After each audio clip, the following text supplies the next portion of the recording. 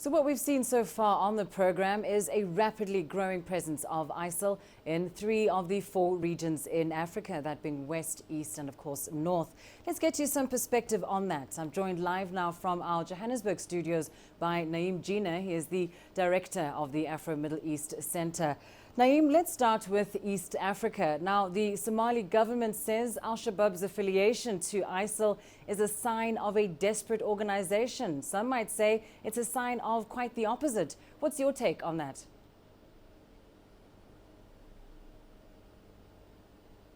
Well, formally, Shabaab has not affiliated to the Islamic State group.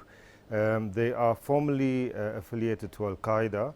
There is a tendency within Shabaab that it should move towards ISIS instead, but they haven't done that. And there's more likelihood that the trend within it that says that they should affiliate to the Islamic State will split away rather than the entire organization joining ISIS. So I think it's more likely that they will remain in as an affiliate of Al-Qaeda. And particularly because also they have a very good and close relationship with Al-Qaeda in Yemen. And that Al-Qaeda group is becoming stronger. And so it actually makes more sense that they will stay with Al-Qaeda rather than joining ISIS.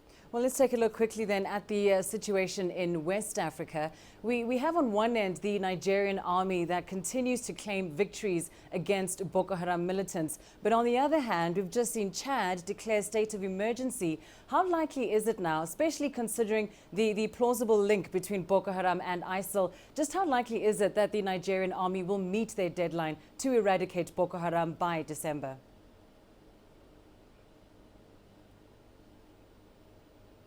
I think that's it's ambitious, and I think it's unlikely.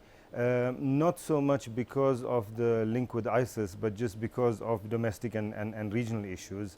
I don't think that they're going to be able to meet that deadline. They certainly are making, or certainly are having victories against Boko Haram, but not sufficient enough to be able to say, I think, that by the end of December the group will be gone. Furthermore, that even if they do manage to succeed in eradicating Boko Haram, whether it's by the end of this year or early next year, whatever the case might be, unless Nigeria is willing and able to deal with the underlying causes for why groups like Boko Haram have emerged, you will then see another group come up with a different name that will be quite similar. This is, Boko Haram is a successor to a number of groups that went before it, which had the same kind of modus operandi, which were destroyed, and then successor groups came up. So you'll find the same kind of thing. So I don't think they'll meet the December deadline. It might be later into 2016, but they need to at the same time deal with the underlying causes and the perceived marginalization that people in the north of Nigeria feel. Well, let's go to North Africa, Naeem, now. And amid all this speculation and concern over the cause of the Russian plane crash in Egypt, ISIL has twice now claimed responsibility for this attack. Now, if they are indeed responsible for it, what does that mean for airport security, terror infiltration going forward in other public places, not only in Egypt, but most likely other parts of the world?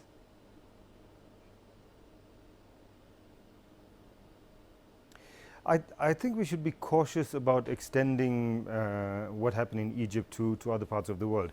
Certainly it says a lot in terms of security and what needs to be done within Egypt.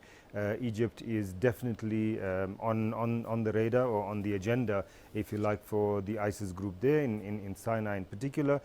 But that doesn't necessarily transfer to other parts of the world. There's a particular kind of set of circumstances in Egypt. There's also a particular set of circumstances in Libya, where also there's an ISIS group. Beyond those two countries, the same kind of circumstances do not exist. Even in those two countries, the circumstances are different. So both of those countries actually are quite favorable for an ISIS group to develop, as it has in Egypt, and undertaken various operations. They've moved, of course, beyond their field of activity, which was Sinai, into the center of Egypt, into Cairo.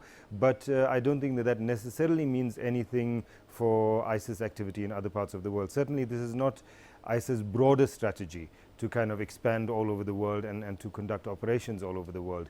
They're very opportunistic in particular areas because of local circumstances, and Egypt is a good example. Libya is a good example.